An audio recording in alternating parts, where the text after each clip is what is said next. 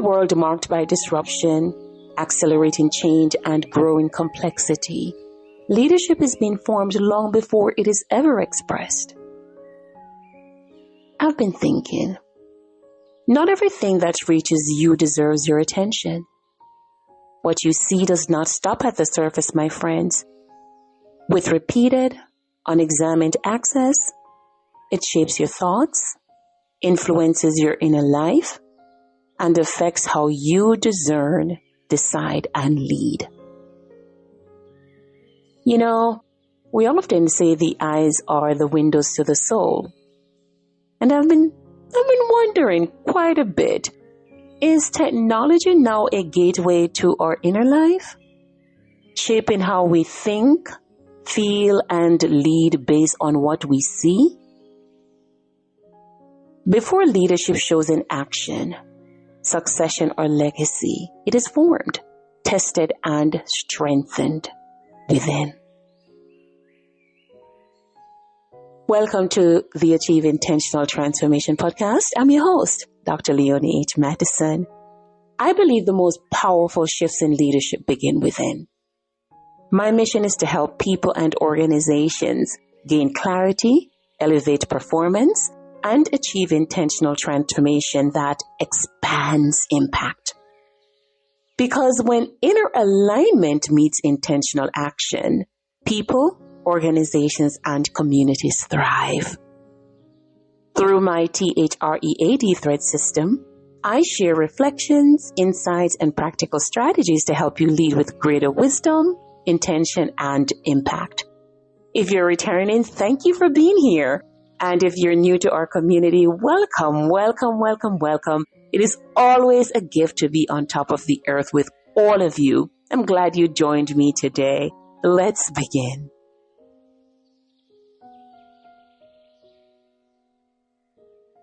Today, we'll discuss why protecting your clarity amid information overload is essential for leaders and how you, my friends, can do so while remaining effective. My goal is to help you identify subtle signs that constant information flow may compromise your judgment and offer practical ways to protect the quality of your thought leadership. Now, think about this with me for a moment.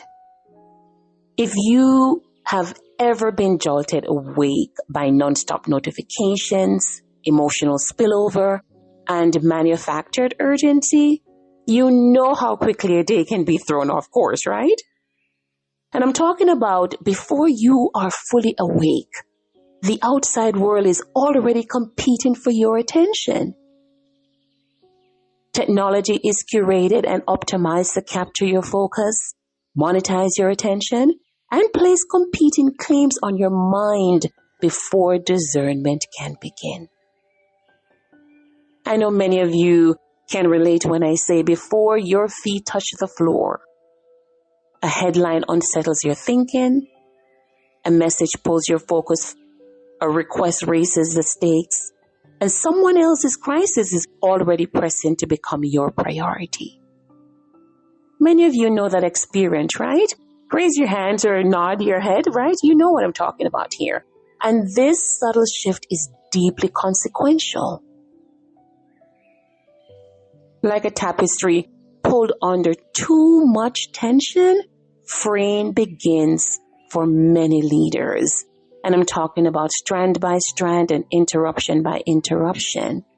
The inner foundation for clarity, steadiness, and judgment loosens under constant strain. What should be grounded becomes fragmented. Presence is replaced by intrusion.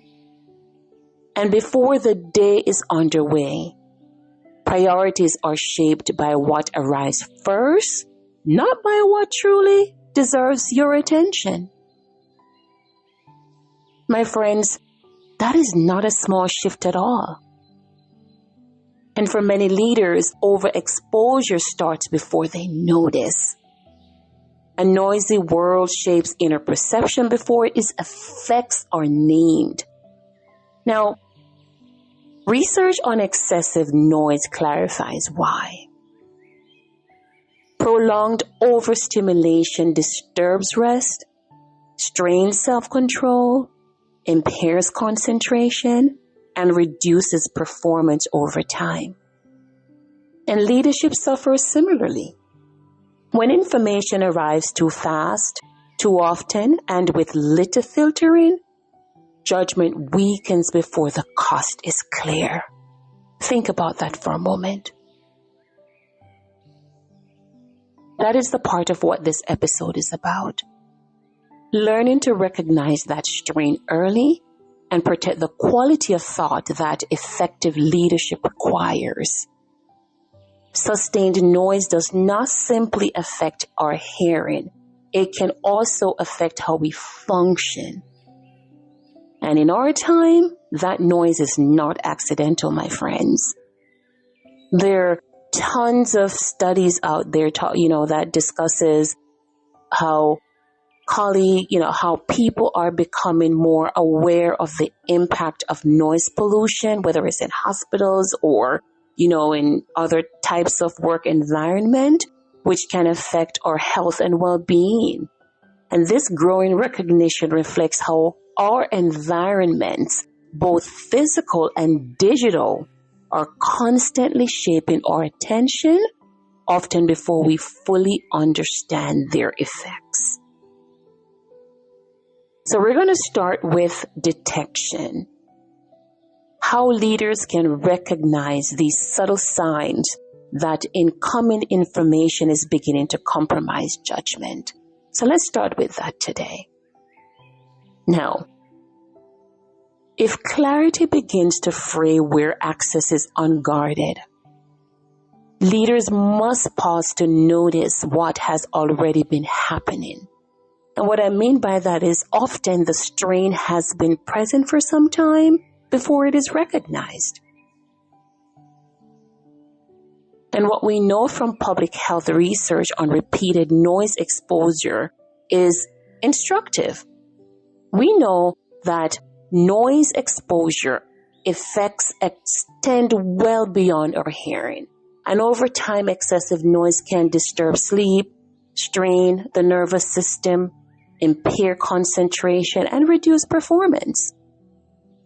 Research shows that repeated overstimulation changes the conditions under which people rest, how we think, and function well.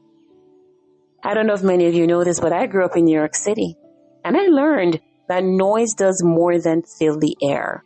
It affects pace, attention, and our internal state.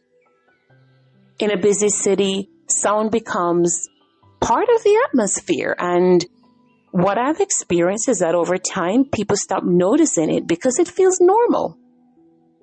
But guess what? Constant exposure can quickly make something feel normal. Leadership life can be similar. When information arrives too quickly and without sufficient filtering, it can overactivate attention, distort priorities, and undermine judgment before one fully realizes it. And what I mean by that is constant exposure to urgency and commentary can become so familiar that if its effect are no longer noticed, even as they shape your thinking and responses. I know, my friends, that you're probably saying, but Dr. Lee, we must stay informed. Yes, but we must also recognize that we need discernment to know when to engage with information and when to step back to focus on what truly matters. Leadership clarity requires the same attention a hearing specialist gives to early shifts in our hearing. And what I mean by that is recognizing subtle changes before loss becomes obvious, before strain becomes habit, and before diminished sensitivity feels normal. This is the work of early recognition. My friends, When too many demands enter the mind before wisdom can respond, people do not become more effective. They become more overwhelmed.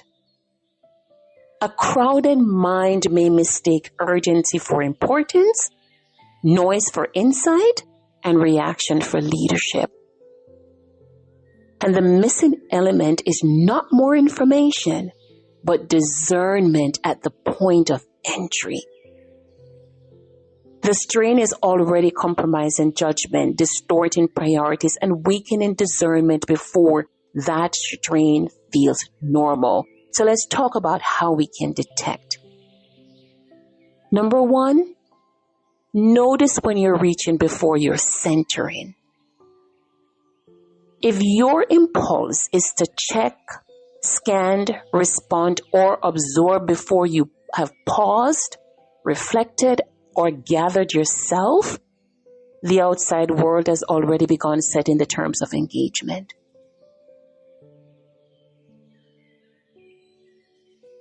Number two is your body.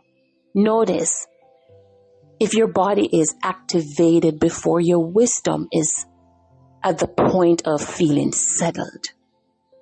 And what I mean by that, notice tight breathing, racing thoughts, tense shoulders, or a nervous system already bracing for demand.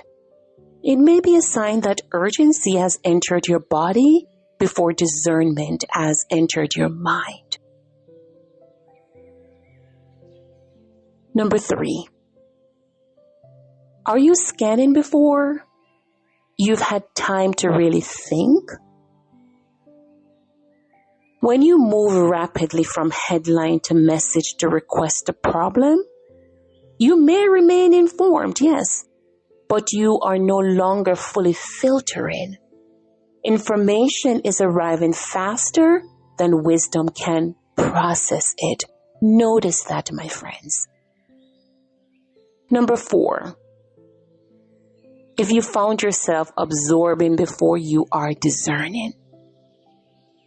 And that could look like absorbing other people's fear, frustration, pressure, and pace begin shaping your internal climate. Notice that. Notice whether their emotional state comes first and your own steadiness starts to adjust around the chaos. That means you're absorbing before you are discerning. And that impacts effective leadership. Number five, are you reacting before you are reflecting?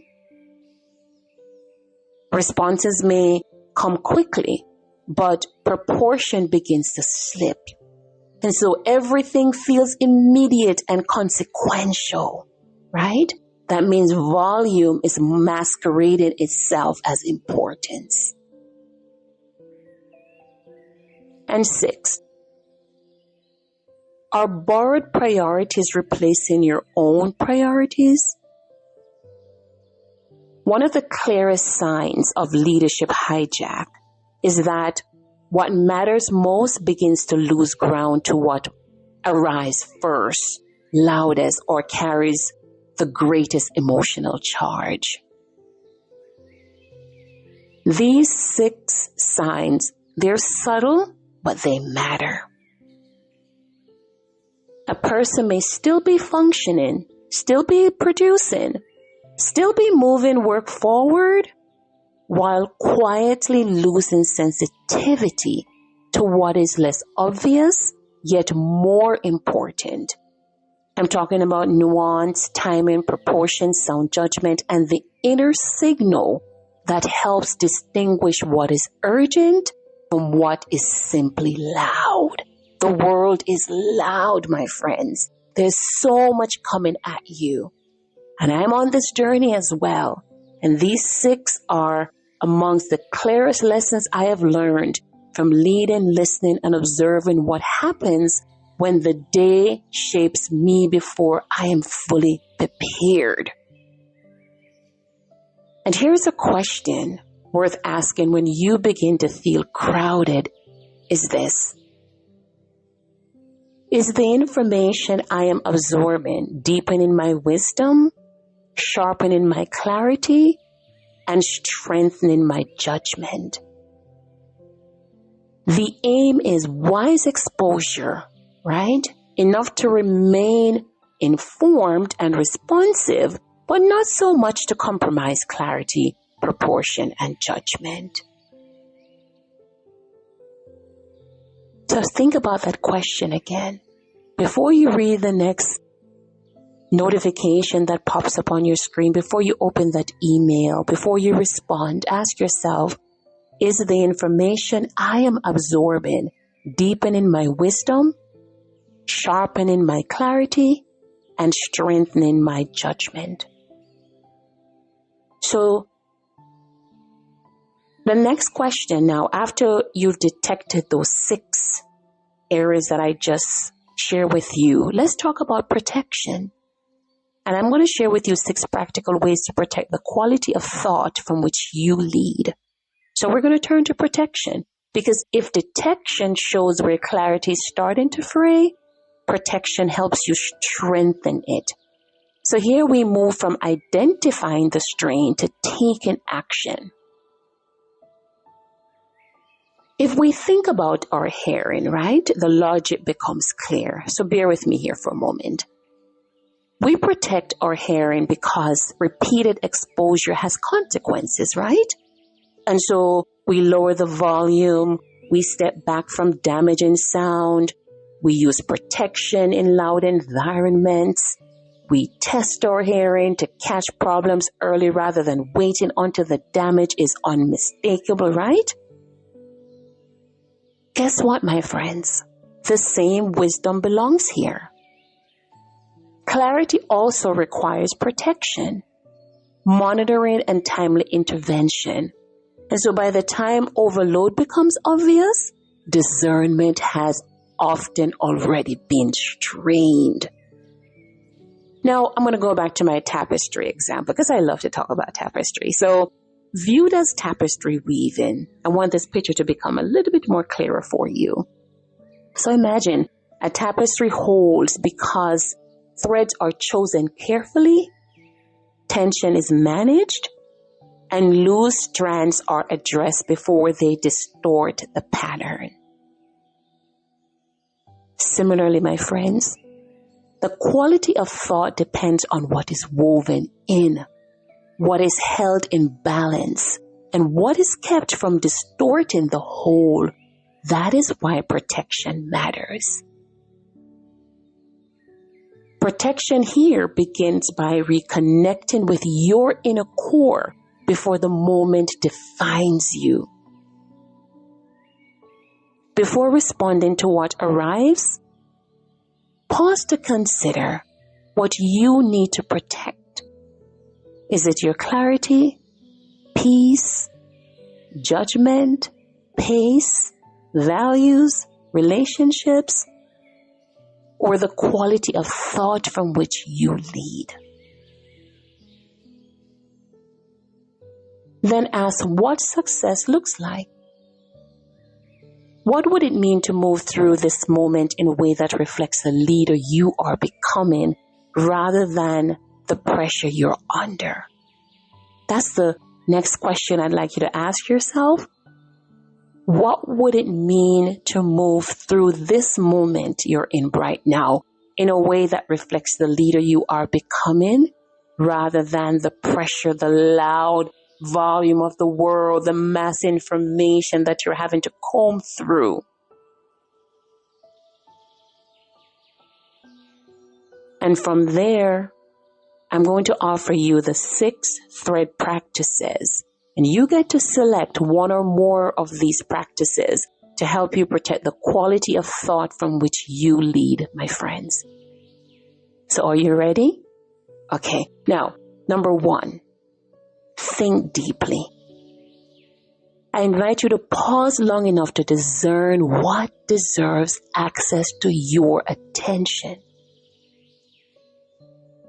Before you govern what shapes your leadership, become more conscious of what is entering your mind, your body, and your pace. Pay attention to what has gained repeated access or is trying to. And it could be a platform, a person, a habit, a stream of commentary, or a cycle of urgency that arrives with more influence than it really deserves. So ask yourself, what would it mean to move through this moment in a way that reflects the leader I am becoming rather than the pressure I am under?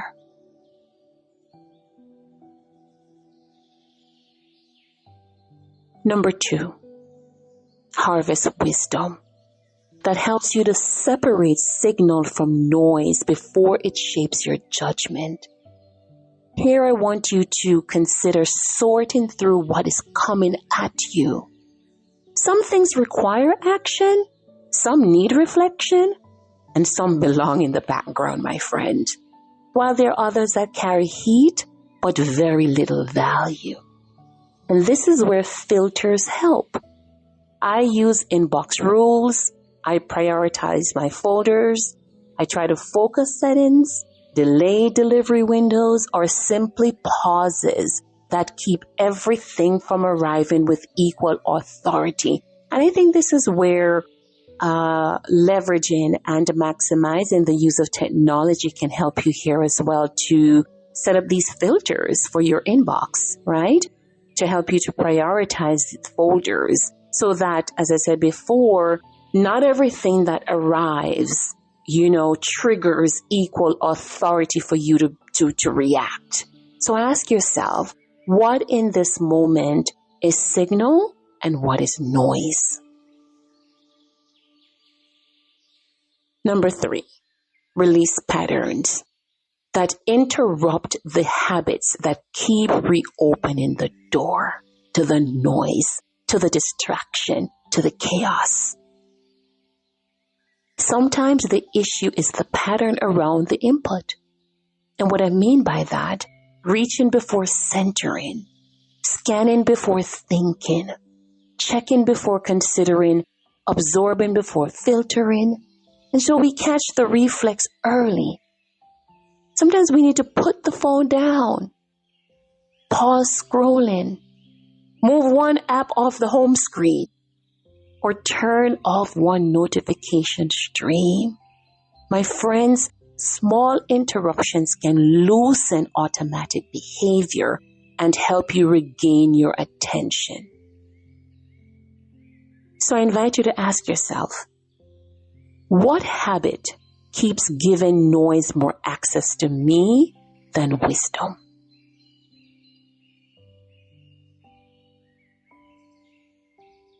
Next, enlist allies to help you return to what restores wise leadership. Clarity strengthens with the right support. And I'm talking about trusted people, restorative places, reflective practices, embodied cues, and inner anchors that help you return to the most effective leader that you are. And this may include trusted colleague, a walk without your phone, a handwritten note, a calming playlist, a few quiet breaths, or time outside. These supports foster steadiness, perspective, and stronger judgment. I invite you to ask yourself, who or what helps me return to wisdom when urgency begins taking over? Next, adopt change so you can put one boundary in place that strengthens clarity. You know what, my friends? Insight becomes useful when it leads to structure. So I invite you to consider choosing one concrete adjustment to reduce unnecessary exposure. And I'm talking about maybe delay the first scroll, protect a decision window, silence a notification stream, batch emails into set times, or I like to use do not disturb during strategic work. One well-chosen boundary can change the course of your day. So invite you to ask yourself, what boundary or adjustment most strengthen my clarity right now?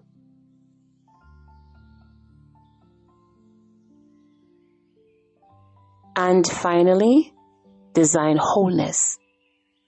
Creating practices that protect the quality of your thought from which you lead. Sustained clarity grows from repeated practices that restore perspective before depletion begins shaping judgment. So that could be reflective reading. It could be a restorative conversation. It could be time in nature. It could be that spacious opening to the day. It could be thoughtful endings. All help preserve the quality of thought leadership that requires you to be the most effective leader.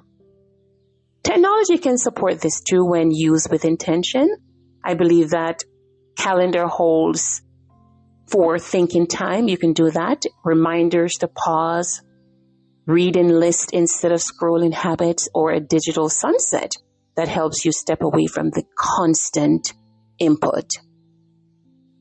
So ask yourself, what practice would best protect the leader I am becoming? And once you are clear about what needs protection and what success looks like, the THREAD becomes more than a framework. It becomes a way to restore clarity in real time, repair loose strands, and strengthen the quality of thought that guides your leadership. My friends, what enters repeatedly begins shaping what leads. What enters repeatedly begins shaping what leads.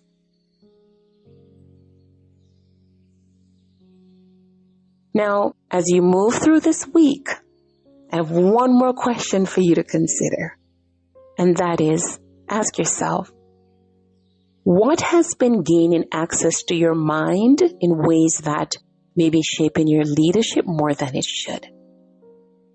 Okay, let me give you one more. And what might change if you became more deliberate about guarding the space from which you think, decide, and lead? Many years ago, a mentor shared a sequence that has become increasingly relevant in my leadership. Ying for quiet, Nyansapo for wisdom, and Iban for protection. And I've carried that sequence with me because it captures something essential about leadership in a noisy age. Ying points to inner stillness and settled mind. And Nyansapo, which is an Akan Adinkra wisdom knot, represents wisdom, intelligence, and patience. And Iban is also an Akan Adinkra symbol, which means fence and signifies safety, security, and protective care. And I always remember that when I start my day. Leonie, I ask myself, have you been quiet today? How did you exercise Nyansapo for wisdom? You know, are you protecting your time? And so I value that.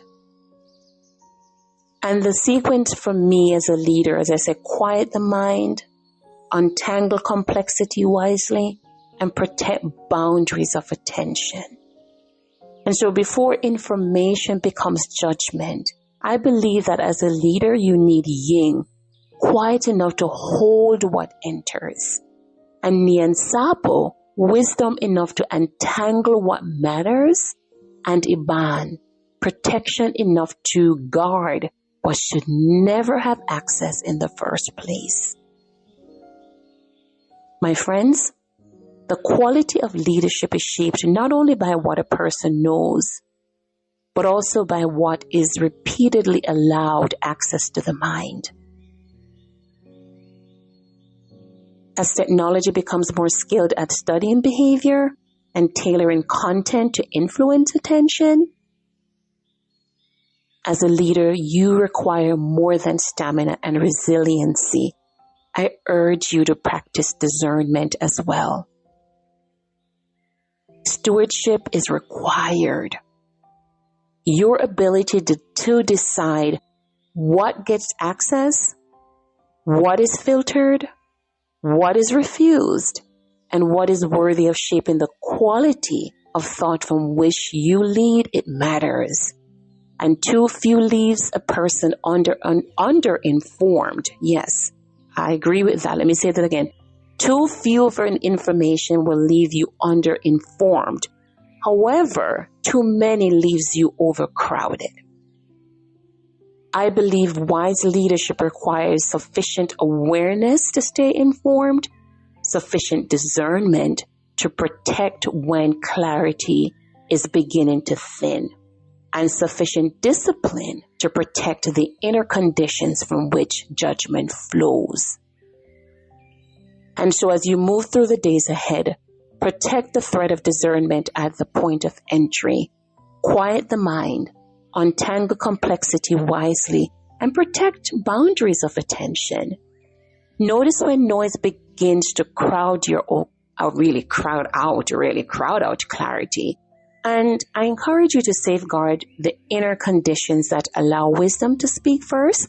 And I'm talking about your attention, your pace, your mind, your values, your discernment, your inner life, right?